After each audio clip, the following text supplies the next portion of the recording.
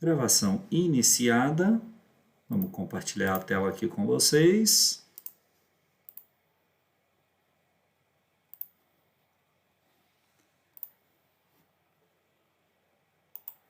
Então, vamos lá.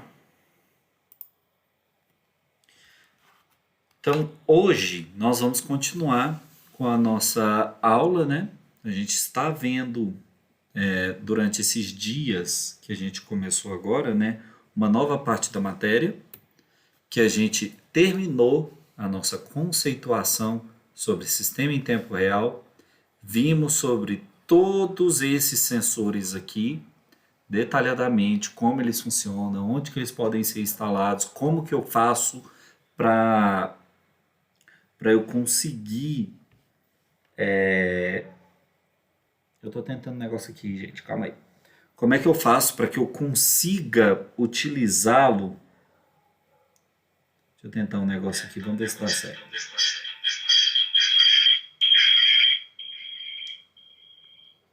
Beleza. É que eu quero ficar vendo o chat. Eu vou tentar ver o chat aqui pelo celular, deixar o celular aberto ao mesmo tempo.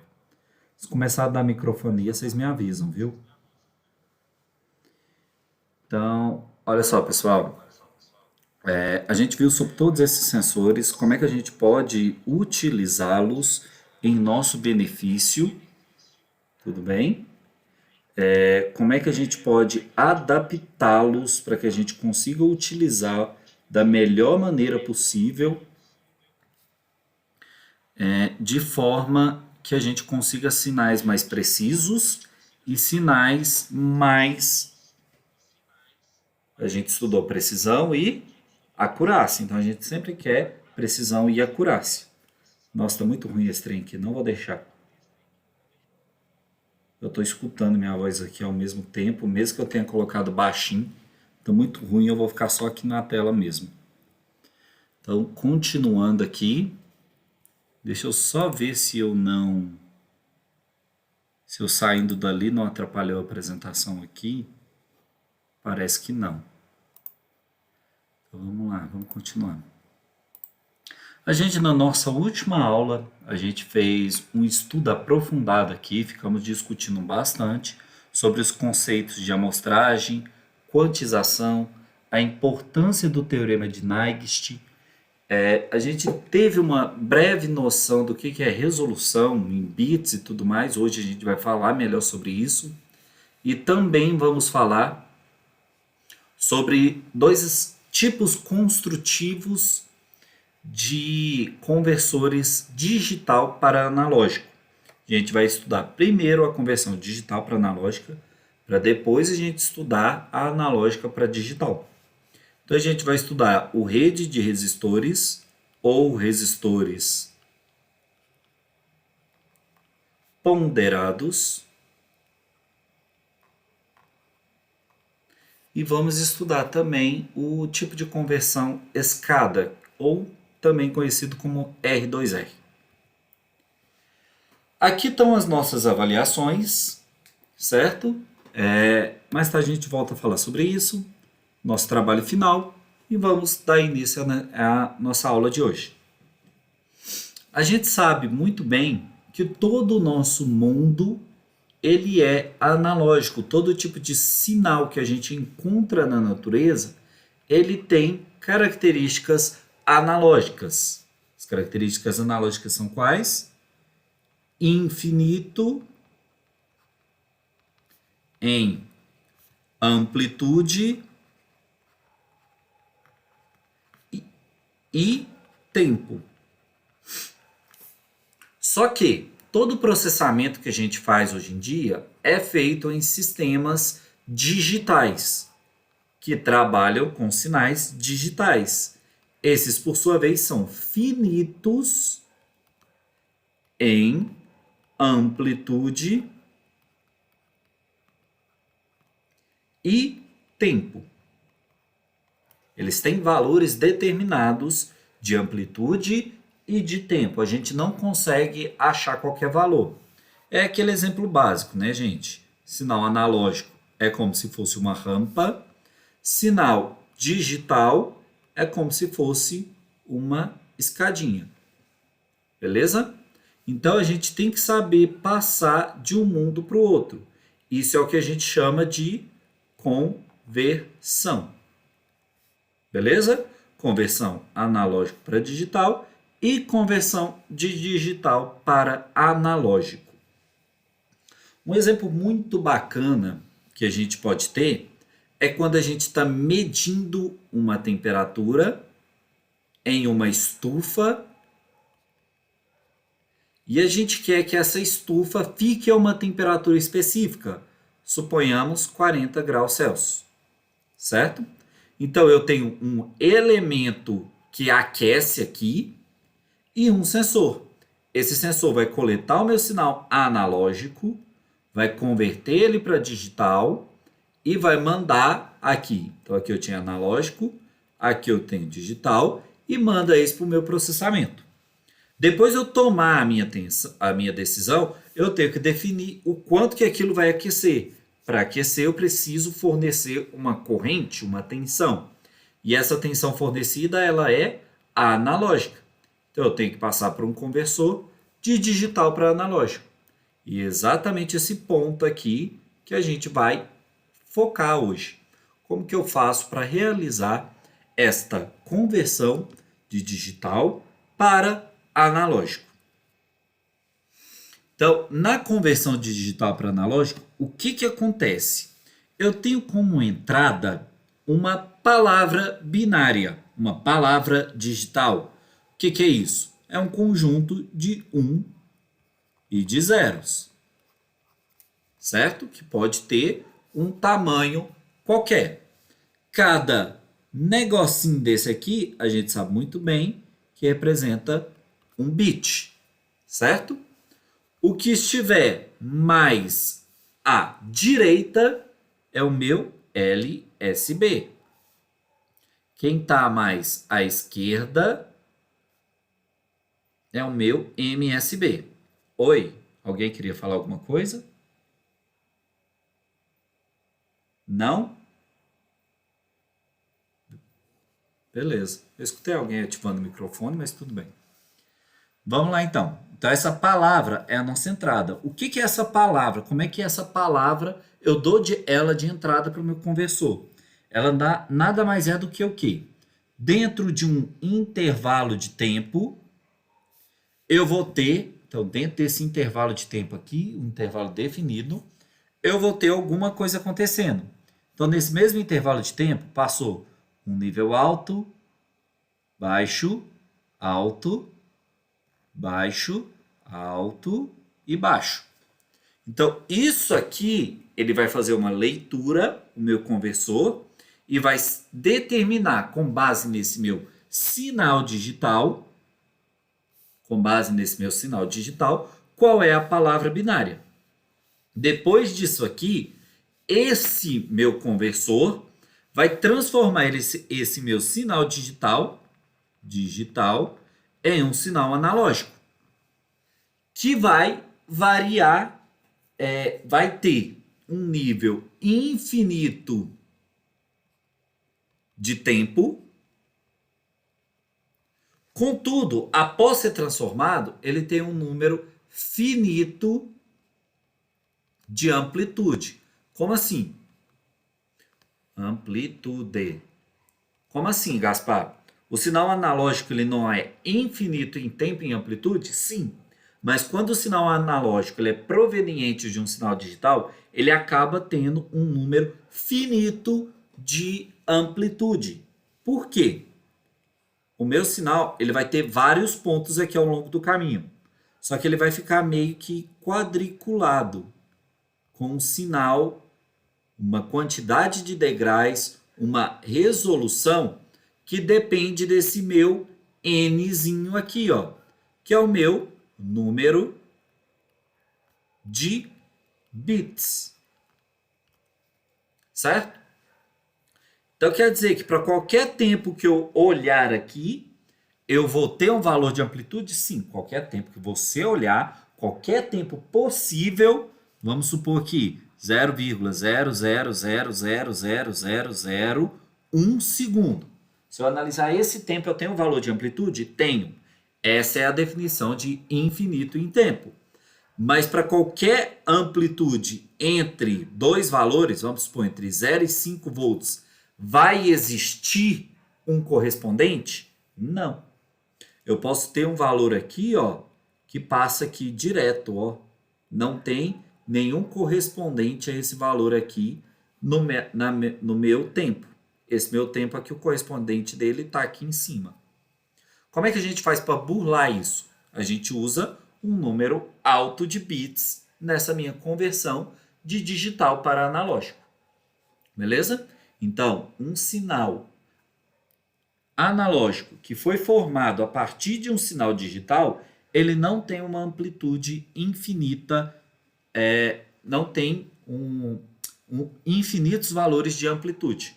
Ele tem infinitos valores. Mas acaba que a gente considera que é infinito também, para não gerar essa confusão. Então, sempre, sinal digital é um sinal finito em tempo e finito em amplitude.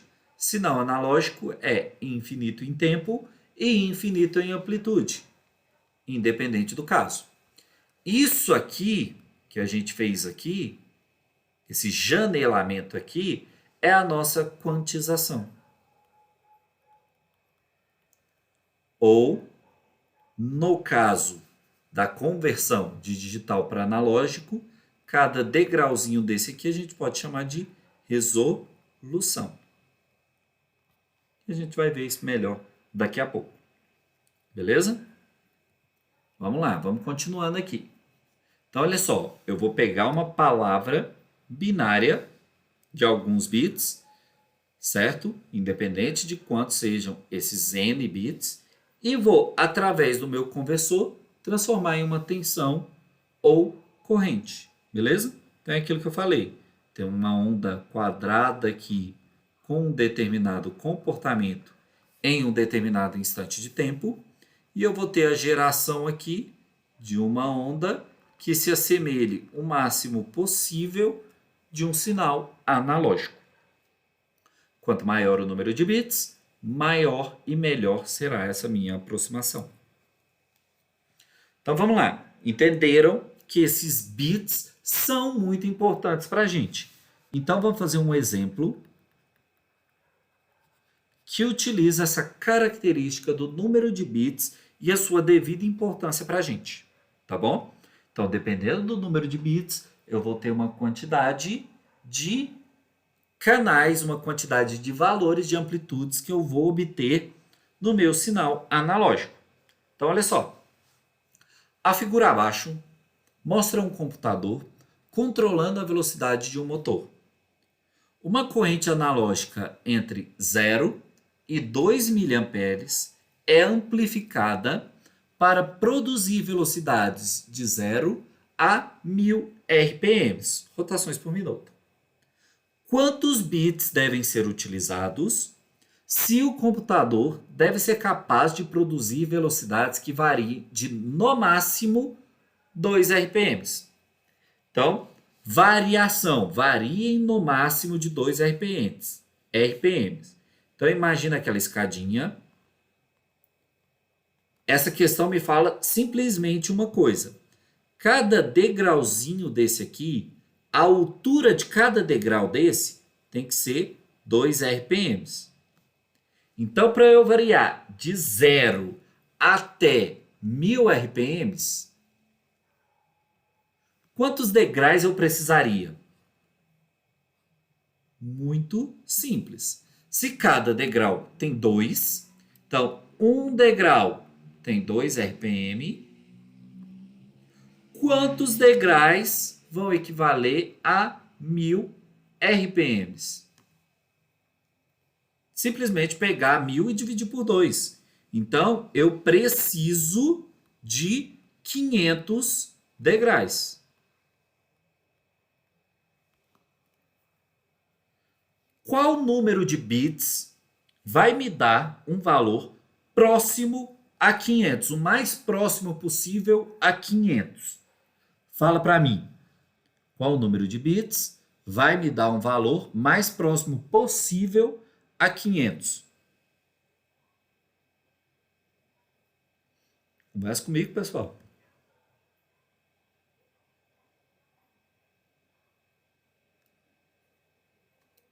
Pessoal, vocês estão me escutando?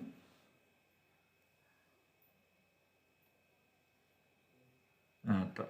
Beleza. Já que ninguém quer responder, eu vou continuando aqui, gente. Vou ficar forçando vocês não. Então, olha lá. 500, não é? Bits. Bits, eu tenho que utilizar aquela minha regrinha para saber qual número decimal equivale a esse número de bits.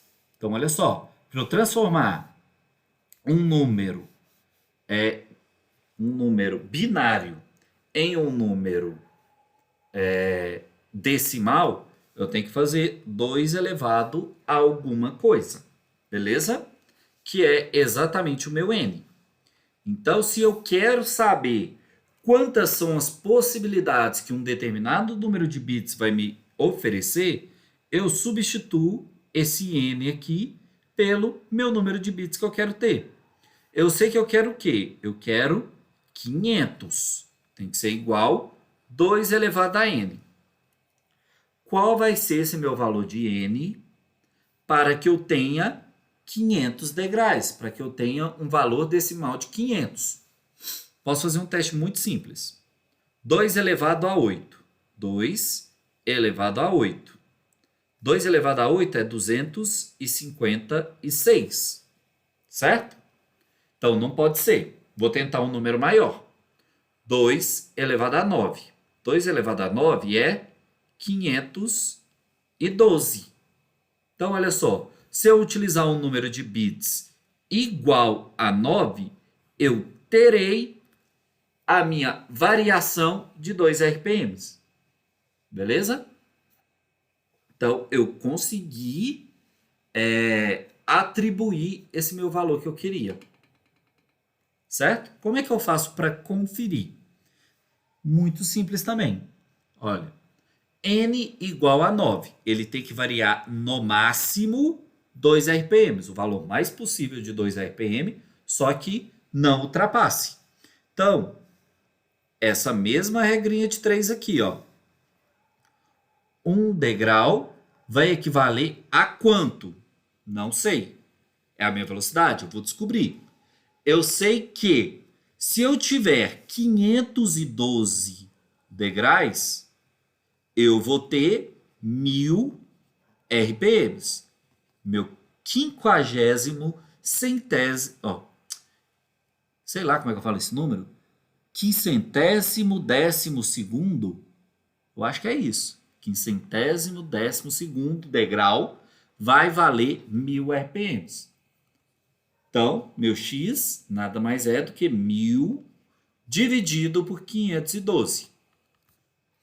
Isso vai me dar uma variação de 1000 dividido por 512. 1,953 RPM. Então, cada degrau tem uma variação de 1,953 RPMs. Ou é isso aqui, eu também posso chamar de resolução. Então, cada degrau tem uma resolução de 1,953 RPM. Se eu quiser descobrir qualquer degrau que esteja entre 512 e 0, eu consigo descobrir quanto que vale o RPM dele. Se eu quiser descobrir uma velocidade específica, eu consigo saber qual que é a palavra que eu tenho que mandar. Certo? Qual que é o número que representa aquele degrau. Por exemplo, vamos supor que eu queira uma velocidade, que eu queira o duzentésimo degrau.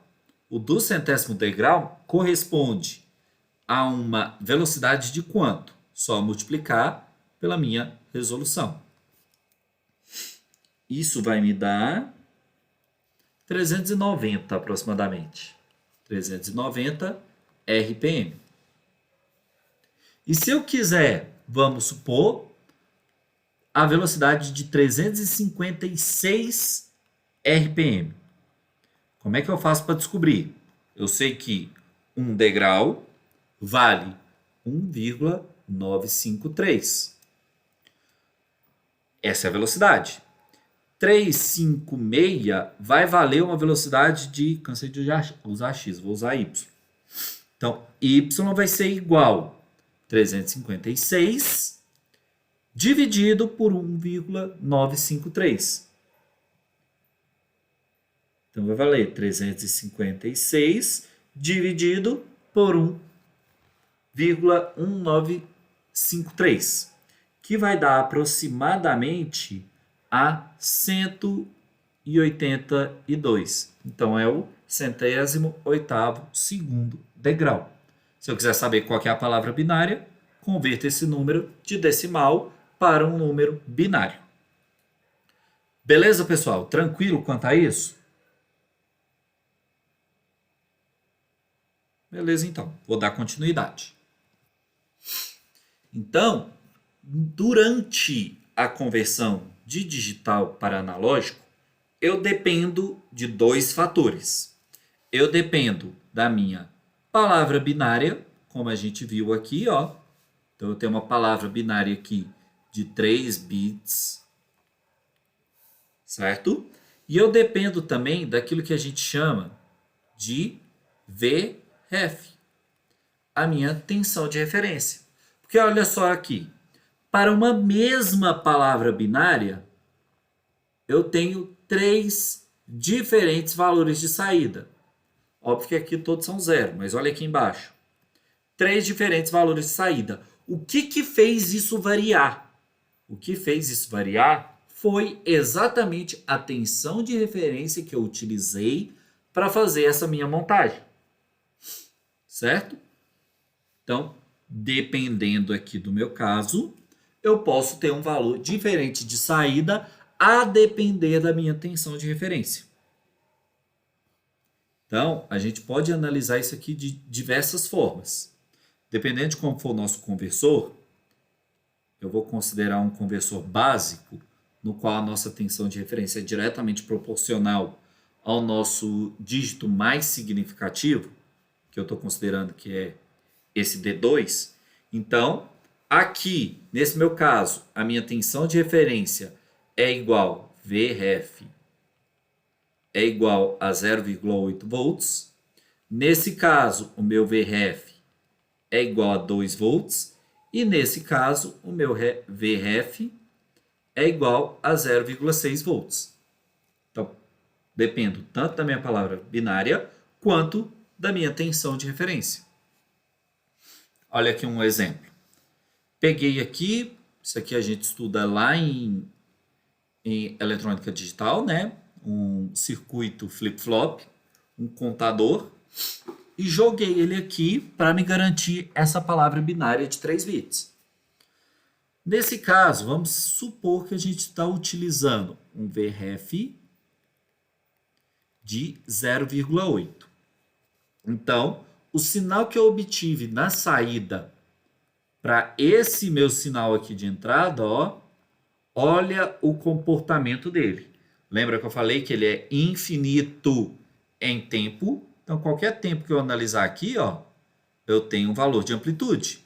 Mas não é qualquer valor de amplitude que eu tenho um valor aqui, ó. Olha esse aqui, ó. Não tem nenhum valor ali que se case com ele. Ah, Gaspar, tem esse aqui, ó. Não tem? Não, não tem. Isso aqui, esse valor de tempo, eu vou ter que considerar que ele está aqui embaixo ou aqui em cima. Não posso considerar que ele está ali no meio, não. É um ponto só que eu posso escolher. Beleza? Então, não posso fazer essa consideração. Eu consigo melhorar esse sinal, deixar mais tempos, mais valores de amplitude que eu consigo achar? Consigo. Eu aumento o meu número de bits. Se eu aumento o meu número de bits, eu duplico aqui, ó. Deixa eu fazer aqui bem forte. A minha quantidade de degraus. Olha só.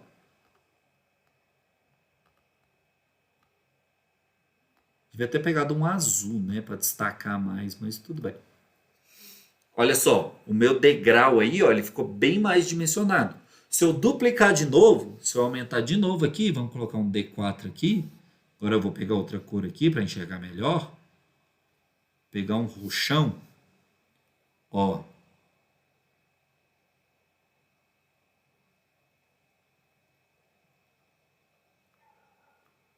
E de acordo com que eu vou aumentando o meu número de bits, mais e mais esse meu sinal aqui vai ficando com uma característica mais infinita de valores de amplitude.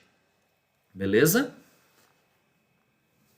Comercialmente, a gente sabe que a gente tem conversores de 8 bits, de 10 bits, de 12 bits, 16 bits, certo? Tem vários valores. O Arduino comum, por exemplo, ele é de 10 bits.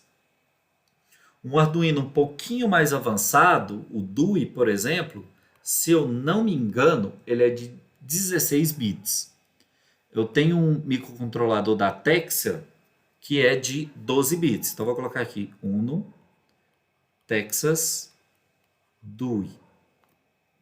Então, são mais ou menos as resoluções que eles têm na conversão digital para analógico. É aquele famoso conversor PWM, alguma coisa assim. Beleza? Então, como eu estava falando, o que é resolução? Que é um aspecto muito importante. Ele é a mínima diferença, é o menor valor de variação na saída analógica. É o tamanho do degrau, gente. O jeito mais fácil da gente lembrar disso aqui, imagina a nossa escadinha ali de conversão. O que é resolução? É o tamanho aqui do meu degrau. Meu Rzinho é o tamanho desse degrau. Beleza? Fundo de escala. Fundo de escala é o topo da escada. Aqui, tá aqui. FS, fundo de escala. É o topo lá da minha escada, ok? Em inglês é full scale. Em português ficou fundo de escala. Não entendi muito bem o porquê disso. Beleza? Resolução percentual nada mais é do que o meu máximo valor, que é o meu fundo de escala, dividido... É a minha resolução dividido pelo meu máximo valor. Só isso. Beleza? São aspectos importantes, mas muito simples de serem entendidos. Resolução, tamanho do meu degrau. Fundo de escala, o topo da minha escada. Resolução percentual, o tamanho do meu degrau dividido pelo tamanho total da minha escada. Beleza? Linearidade. Linearidade é o que a gente sempre quer. O nosso conversor ele pode ter uma oscilação aqui devido a erros construtivos, erros de projeto e tudo mais. Mas a gente sempre quer o quê? A gente sempre quer que ele tenha a resposta mais linear possível, que ele trace uma reta contínua, beleza?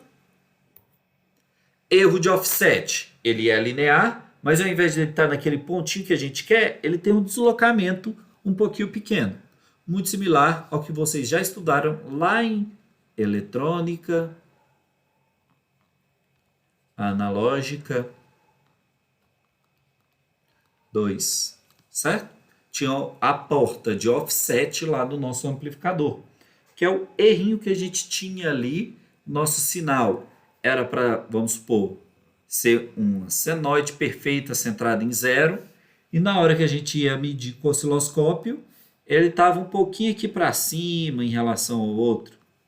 Isso acontece com errinho de offset, ele tem um ganho DC aqui, ele tem um valor DC aqui envolvido nisso. Esse erro a gente consegue consertar com circuitos que eu acrescento esse erro para que ele seja na soma removido e tudo mais. É uma coisa relativamente fácil de ser consertada.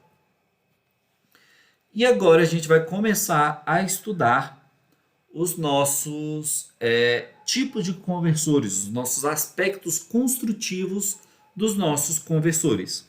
O primeiro que a gente vai estudar é esse conversor tipo escada, ou que eu prefiro chamar de resistores ponderados. Então, por que é resistores ponderados? Deixa eu terminar de escrever aqui. Opa, 4R e 8R. Eu podia ter feito assim. Tinha esquecido. Estava com uma animação aí que não deu muito certo e eu esqueci de apagar. Pronto, fica melhor assim. Então vamos lá. Resistores ponderados por quê? Porque eles têm um aumento aqui ponderado, eles sempre têm uma relação entre eles. Esse tipo de conversor, ele é o que a gente chama de conversor didático. Por que conversor didático? Porque com ele a gente consegue entender como é realizada a conversão, a gente consegue entender todos os passos que eu expliquei até agora, de resolução, de fundo de escala, da tensão de referência, da minha palavra binária, mas ele não é bom para ser comercial, ele não é comercial. Por que que ele não é considerado comercial? Exatamente pela dificuldade de construção. Ué, Gaspar, 5 resistores, um amplificador tem dificuldade de construção? Tem. Na hora que a gente vai tentar construir um circuito embarcado, um CIzinho, que vai representar tudo isso aí, a gente tem que utilizar alguns conhecimentos de eletrônica embarcada. Eletrônica embarcada. Uma matéria chata pra caramba. Que o que a gente tem que estudar? A gente tem que estudar a espessura das camadas, como que a gente vai fazer a dopagem desses elementos e de acordo com o que a gente faz as ligações aqui naquele CIzinho, a gente consegue montar diversos componentes. Isso tem uma área de estudo específica disso aqui. E montar um componente que tenha que ter várias resistências de valores diferentes, que uma tem que valer R, a outra 2R, a outra 4R, a outra 8R, isso que eu estou supondo que esse R aqui é igual aos demais. Esse RF é igual ao meu R, só para facilitar. A gente vê que fazer isso em um circuito embarcado é caro e não compensa ser feito dessa forma. Então, por isso que ele não é comercial, por isso que ele tem uma dificuldade muito grande de ser construída. Imagina só, aqui a gente tem 4 valores só. Então, se eu começo aqui com 1K, o maior valor que eu vou obter aqui é de 8K. Tranquilo até então. Só que o próximo desse vale quanto? O próximo desse vale 16K. O próximo vale 32. O próximo vai valer 64. Já estou só no 7º bit. No 8º bit, ele precisa valer 128K. No 9º bit, ele vai precisar valer 256. No 10º, ele já precisa valer 512. No 11º, 1 mega e 24. Então, vocês já viram a grande variação que tem? É uma variação muito bizarra que não dá para ser feita comercialmente para valer. Imagina se o Arduino precisasse de um componente com todos esses valores de resistência. Não ia dar certo. Certo? Mas como que funciona esse carinho? Lembram do que eu disse? Aqui está muito importante também nessa tabelinha aqui. Ó. Nem tinha visto que isso estava aqui. Quando o meu bit é igual a 1, passa 5 volts. Quando o meu bit é igual a 0, passa 0 volts. Como que isso é feito? Eu coloco assim. Ó. Deixa eu ver se eu consigo fazer nesse slide. Tem uma chave aqui, conectada. Então, várias chaves aqui, né? Essas chaves estão conectadas a uma tensão VCC, nesse caso 5 volts, e cada uma dessas chaves é controlada por um desses bits. Então, bit D, bit B, bit C, e, bit C, bit B e bit A. Beleza? Cada um é controlado por um desses bits. Então, eu posso dizer que meu VD é igual a D vezes meu VREF. Se o D for igual a 1, VD igual a VREF.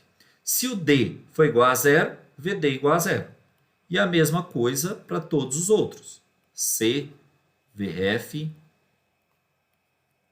VB, B vezes VRF, VA é igual a A vezes VRF. Então, lembrando lá que a gente tinha os nossos conhecimentos, né? Deixa eu apagar um negócio aqui, só para não confundir. Os nossos conhecimentos lá de eletrônica 2, a gente sabe que aqui a gente pode utilizar lei de Kirchhoff.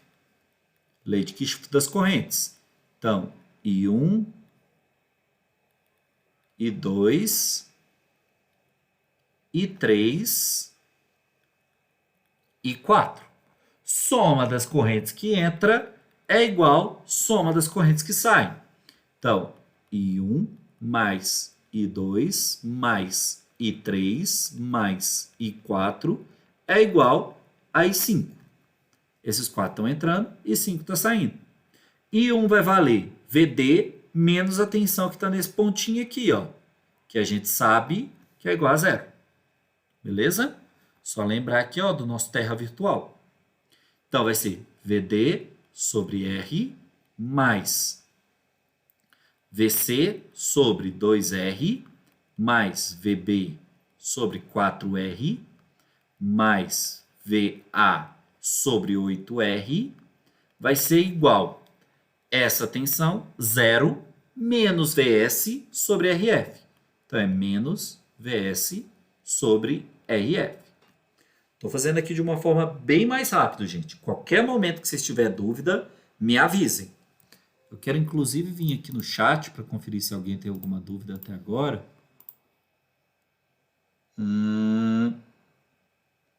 2 elevado a 9. O Lucas tinha me respondido aqui, ó. Beleza, tudo tranquilo. Vamos lá, então. Então, continuando aqui, cheguei aqui. Eu tenho que simplificar essa minha equação, certo? Então, eu vou fazer assim. Esse meu R, como é comum a todo mundo, eu vou passar ele para o outro lado. Vou ficar assim, ó. Menos VS vezes R sobre RF. Isso aqui vai mudar daqui a pouco, mas é porque eu quero trabalhar só com esses termos aqui por enquanto. Tá aqui, ó, VD mais VC sobre 2 mais VB sobre 4 mais VA sobre 8. Vamos lembrar aqui bem. VD não é D vezes VRF, VC não é C vezes VRF, e assim por diante. Eu vou substituir esses valores aqui. Por quê? Porque eu vou ficar com o meu VRF de referência e vou tirar ele aqui da minha equação. Vou ficar VS R sobre RF é igual VRF que multiplica D mais C sobre 2 mais B sobre 4 mais A sobre 8. Está acabando meu espaço. Vou ter que dar um jeito aqui. Então, olha só. Vou tirar o mínimo de todo mundo, certo? Que é 8. E vou simplificar essa equação mais ainda. Vai ficar, vou fazer bem aqui no cantinho, que meu espaço lá está acabando, menos, vou deixar mais já, VS, vou passar o menos R sobre RF para o outro lado. Vai ficar aqui, ó, menos RF sobre R é igual, ó, desculpa, vezes VRF, que multiplica 8D mais 4C mais 2B mais A sobre 8. Vamos lembrar que a gente está lidando com números binários. 8 é o quê? Mesma coisa que 2 elevado à terceira. que é a mesma coisa que 2 elevado a 4 menos 1. Nada de mágico aqui até agora. Só que esse 4 aqui nosso, ele representa uma coisa. Ele representa o número de bits que eu tenho aqui, ó. Eu tenho 4 bits. É o meu n.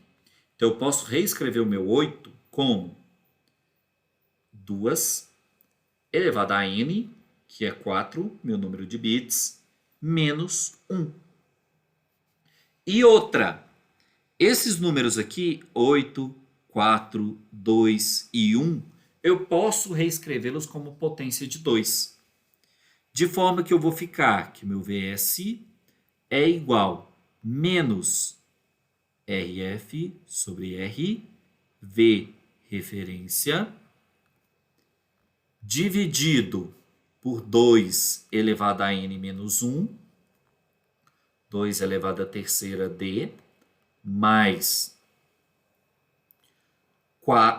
2 elevado a segunda c, mais 2 elevado a primeira b, mais 2 elevado a zero a.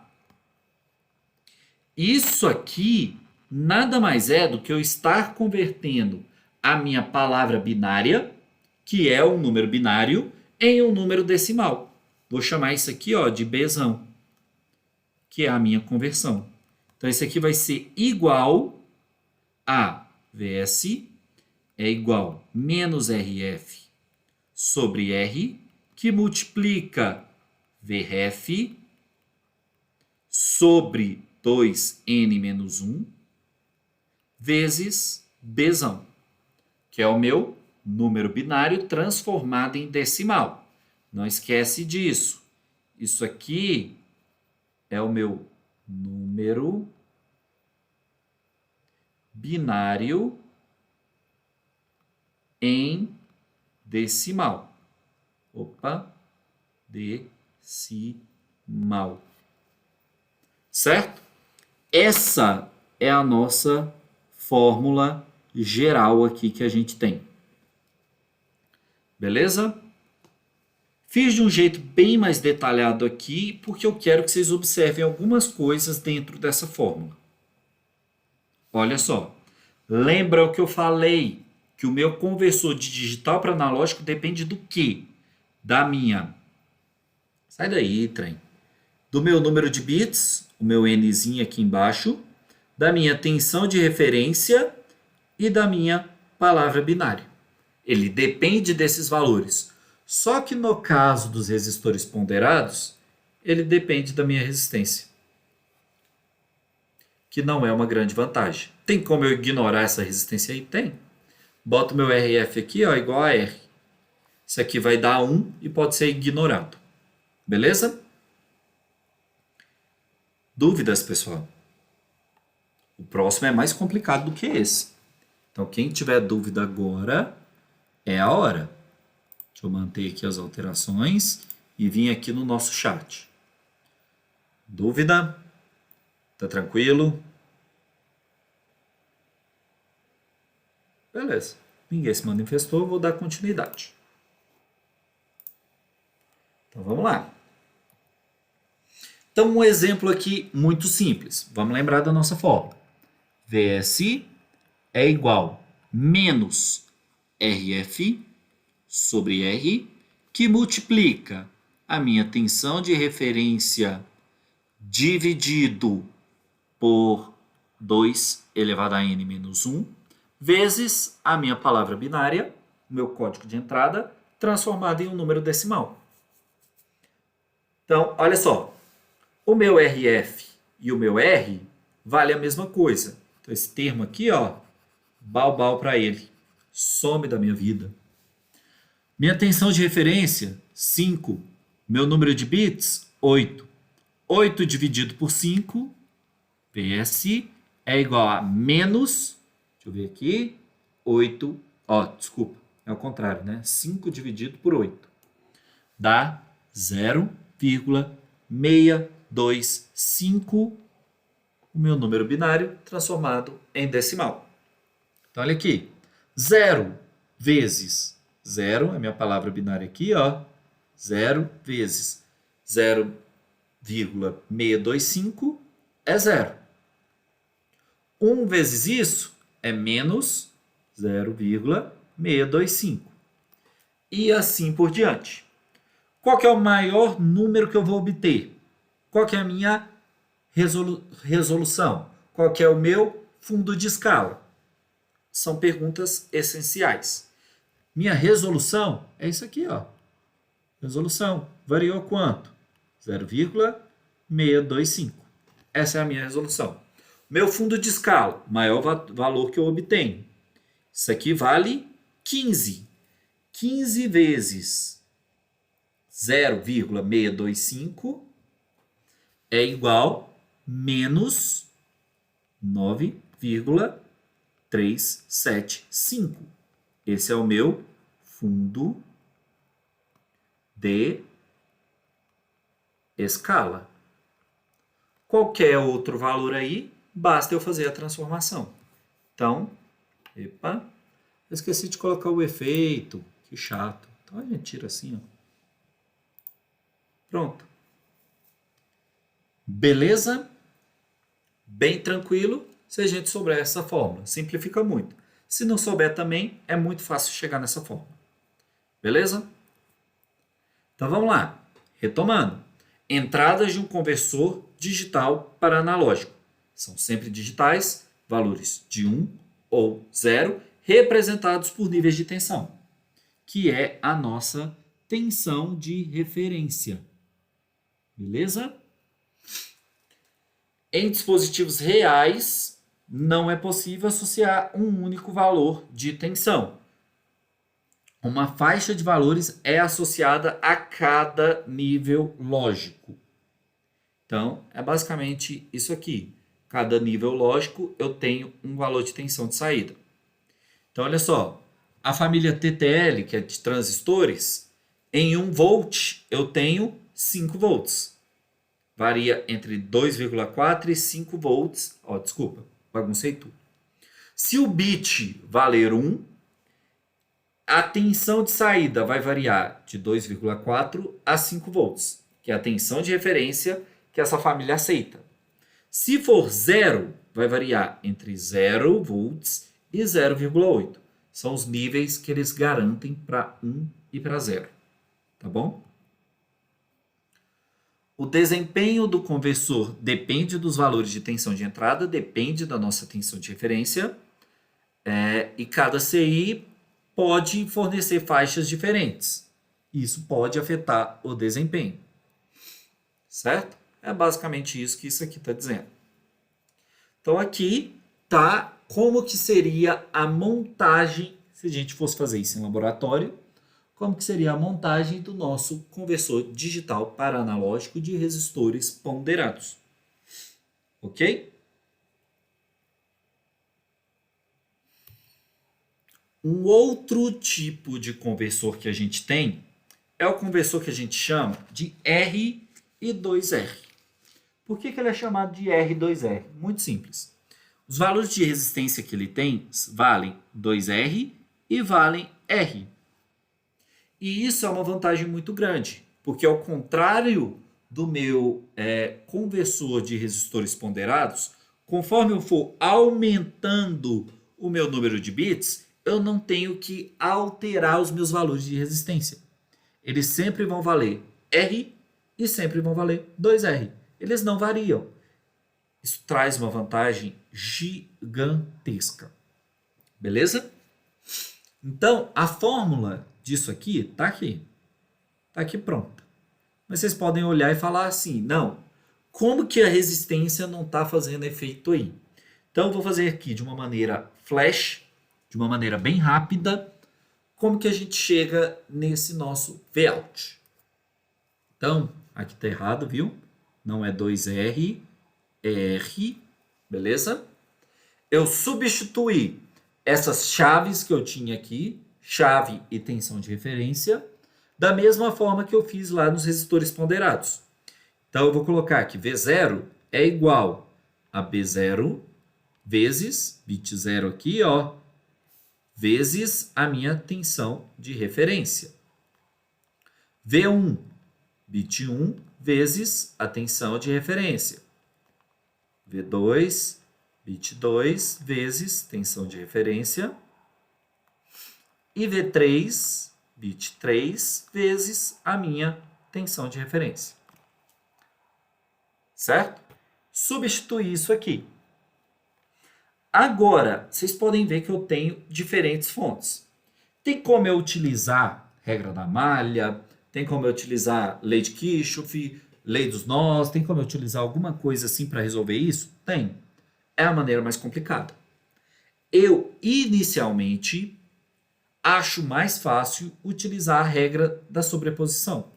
Então, eu vou utilizar uma fonte de cada vez. Eu vou analisar qual que é o comportamento de cada fonte isolada. E depois eu somo tudo. Então, tirei todas as fontes, deixei só V0. Só que ainda assim, está um pouquinho complicado de eu conseguir fazer essa análise. Eu tenho que diminuir essa quantidade de resistor gigantesca aí. Para isso, eu vou aplicar TVNAM nesse lugar aqui que eu circulei. Vou achar a minha tensão de TVNAM e a minha resistência de TVNAM.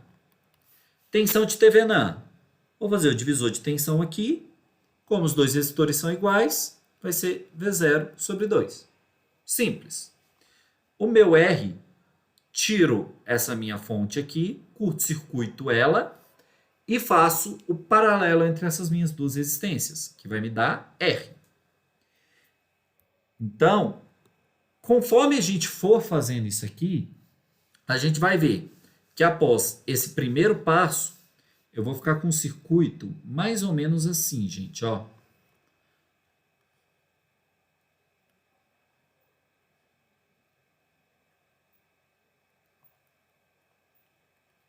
Então, vou fazer só a primeira etapa aqui. Então, isso aqui vai ser substituído por esse circuito aqui. Na verdade, por isso aqui que ele vai ser substituído. Ó. Isso aqui já é a continuação. R, 2R, R e o nosso V0 sobre 2. Então, se eu for fazendo TVNAM consecutivamente aí, vai chegar num ponto que eu vou ter um circuito mais ou menos com essa característica aqui, gente, ó. Mais, menos, V0 sobre 16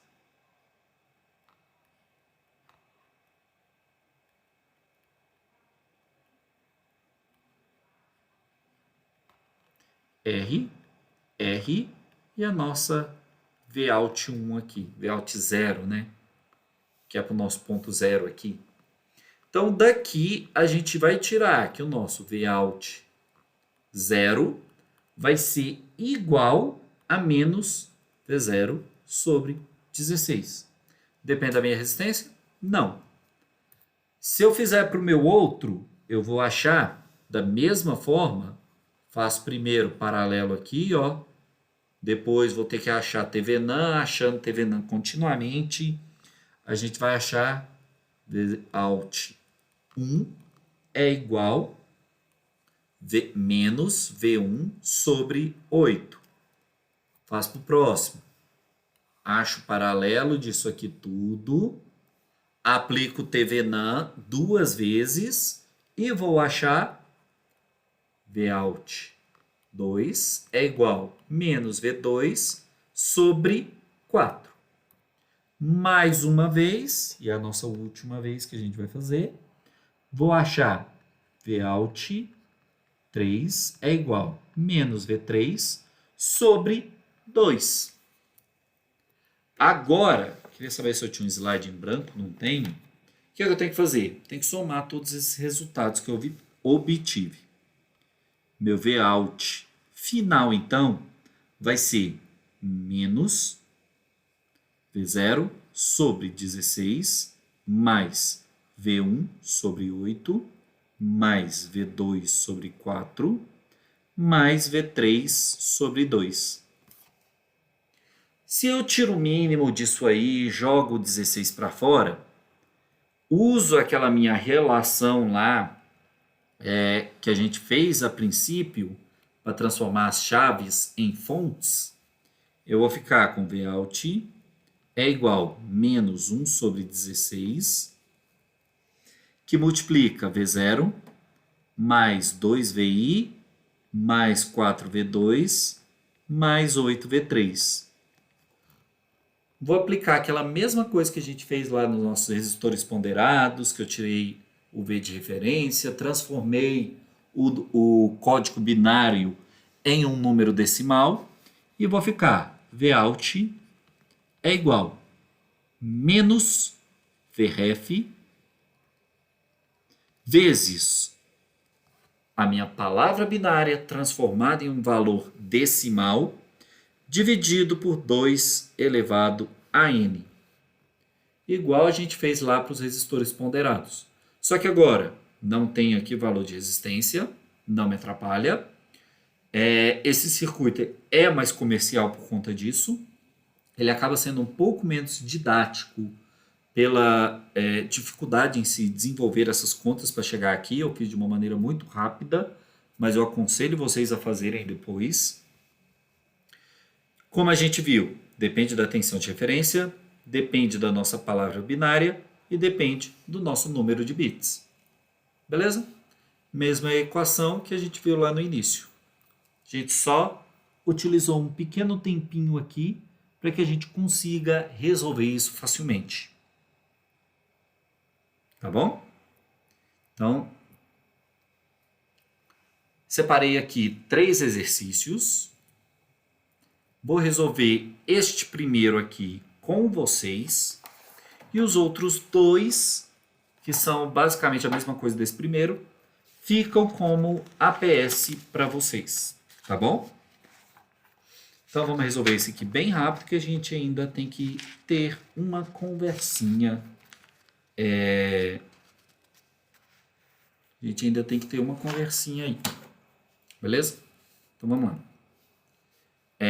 O exercício pede projetar e desenhar um conversor digital para analógico de resistores ponderados de 4 bits, tensão de nível alto igual 5 volts, a de nível baixo igual a 0 e resolução de 0,125 volts. Então, esse carinha a gente sabe desenhar.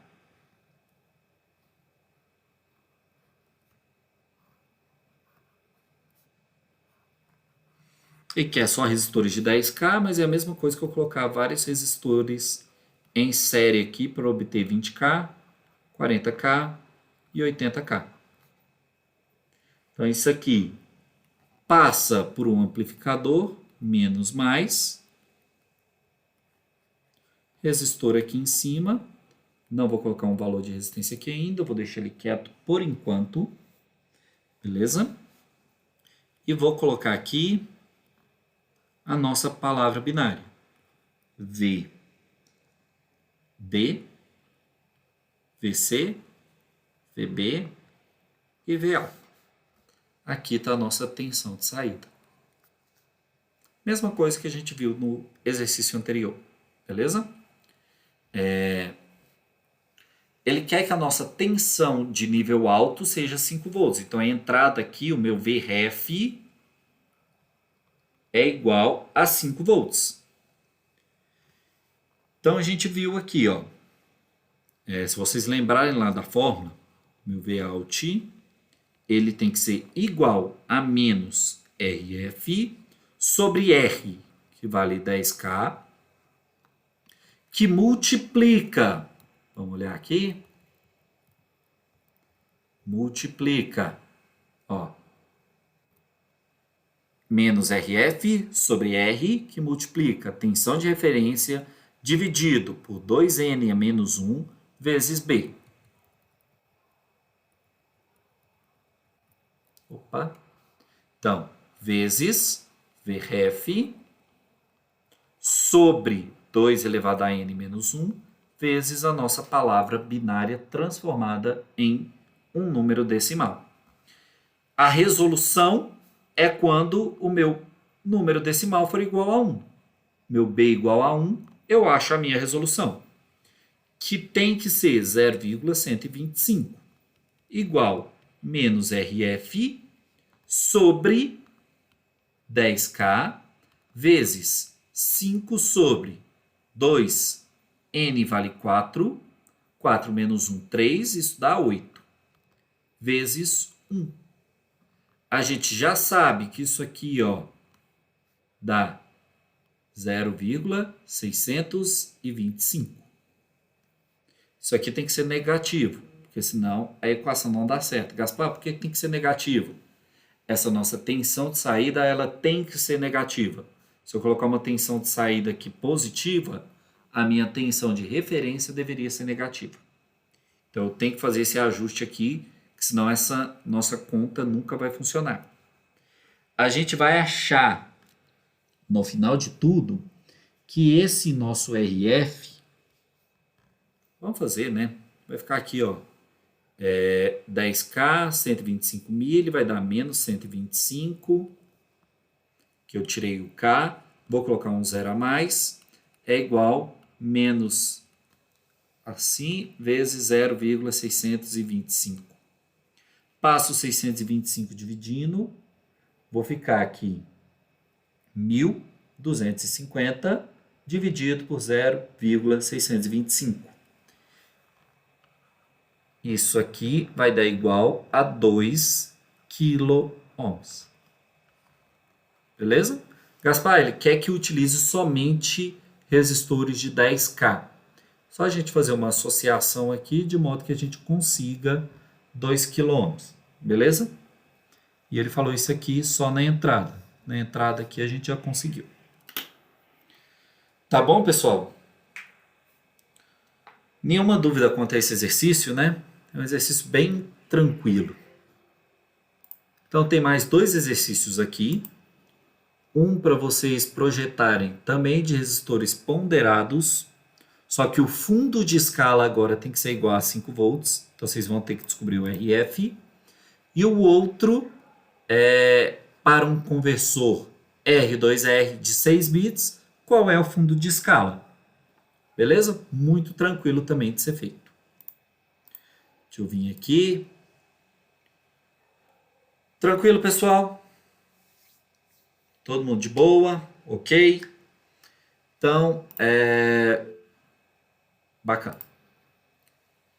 Galera, a gente tem que ter uma conversa que vocês vão gostar, eu acho, que é sobre prova. Depois você vai disponibilizar essa aula, né? Vou sim, eu vou lançar lá no portal, né, como PS, aquele slide. O slide vai estar todo em branco, porque eu já está lá colocado. Só que a aula aqui, que eu ainda estou gravando ela aqui, né? Ela vai ser disponibilizada para vocês, como eu sempre disponibilizo, Rita. Só que agora a gente tem que falar da nossa prova. A gente tem uma prova com um valor de 15 pontos que está marcada para dia 5, que seria semana que vem, terça-feira que vem. Como a gente sabe, as aulas não vão voltar. Até semana que vem, pelo menos, não. Beleza? Como é que eu vou fazer? Eu vou fazer uma prova no Google Forms. É uma das maneiras que a gente pode fazer prova para vocês. E eu vou passar essa prova para vocês resolverem. Eu vou liberar a prova na segunda-feira de manhã, certo? Antes do meio-dia a prova estará liberada. E vocês terão até terça-feira, às 20 horas e 30 minutos, para resolver a prova. Então, vocês vão ter até a terça, às 20 horas e 30 minutos, para resolver a prova. Que dia vai ser a prova? A prova vai ser dia 12 do mês que vem. Então, vocês têm 2 semanas para se prepararem para a prova. A prova será dia 12 de... Eu sou péssimo com mês. 12 de maio, beleza? 12/5. Combinado? Bacana, pessoal? Dúvidas? Fala, Marcos. Repito. Beleza. Vou disponibilizar a prova para que vocês resolvam ela e vocês vão ter segunda e terça para resolver, certo? Eu vou liberar ela até meio-dia do dia 11 e vocês vão ter até as 20 horas e 30 minutos do dia 12 para resolver. Gaspar, se eu entrar depois das 20 horas, resolver a prova e mandar, eu vou conseguir mandar? Vai. Só que eu vou saber a hora que vocês mandaram e eu não vou aceitar a prova. Gaspar, eu posso fazer a prova mais de uma vez? Não. Vai estar bloqueado para vocês fazerem mais de uma vez. Gaspar, como é que você vai identificar quem está fazendo a prova? Vocês vão ter que colocar o nome de vocês e, além disso, obrigatoriamente, vocês terão que utilizar o e-mail do Unipan. Certo? Todo mundo sabe acessar o e-mail do Unipan de vocês? Então, vocês só podem fazer a prova se vocês acessarem o link que eu mandar com o e-mail do Unipan. Gaspar, logo que a gente terminar a prova, a gente sabe quanto que a gente tirou na prova? Não. Vocês não vão saber. Eu vou corrigir a prova. Sem eu corrigir a prova, vocês não sabem quanto que vocês tiraram. Vocês não sabem qual alternativa é certo ou errado. Nada disso. Beleza? A prova vale 15 pontos. Vocês vão ter todo esse tempo para fazer. Laura, a prova é fechada. Só que, como eu disse, vocês só vão conseguir abrir uma vez a prova. Se vocês abrirem a prova, derem uma olhada e vazarem, já era. Todas as questões eu elaborei do zero. Vocês não vão achar elas em lugar nenhum da internet. Nem adianta procurar. Eu tirei todas as questões da minha cabeça das aulas que a gente teve. Beleza? Prova fácil, gente. Vai todo mundo tirar total, tenho certeza. Ah, travou aqui. A partir do momento que eu começar a fazer a prova, tem um limite de tempo para terminar? A partir do momento que você começar a fazer a prova, você não tem um limite de tempo para terminar. Mas eu consigo saber quanto tempo você demorou. Então toma cuidado. Porque se eu ver que uma pessoa demorou 2 dias para fazer a prova, eu não vou considerar essa prova não. E se a internet cair? Se a internet cair, vocês vão me mandar mensagem mostrando que a internet caiu. Eu vou conferir se vocês não acabaram a prova. Aí eu libero para vocês poderem fazer de novo. Tem tempo para fazer depois que iniciar? Não tem um tempo físico, um tempo fixo. Só que vocês não demorem 2 dias para fazer. Não abram meio-dia e terminem no outro dia, porque aí eu não vou considerar.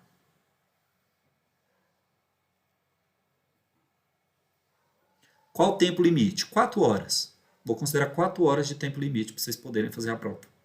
Dobro de tempo da nossa aula. Quem demorar mais do que 4 horas, eu arranco metade dos pontos da prova.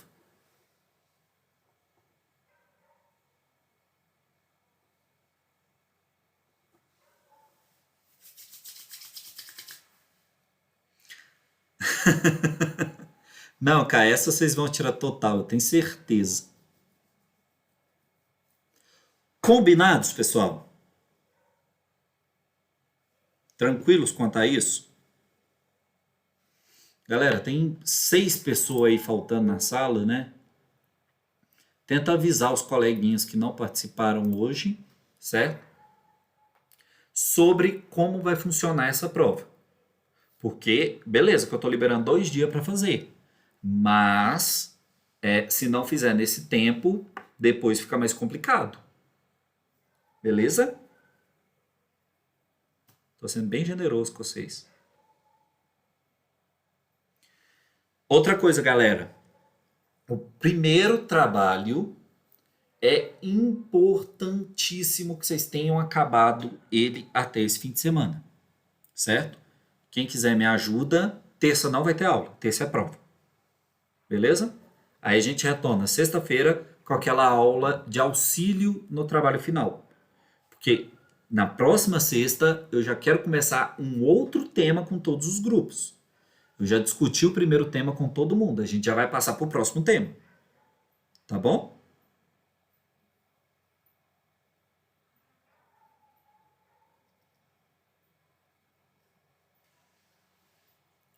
Então, galera, ficamos combinados. Vou terminar a nossa gravação aqui.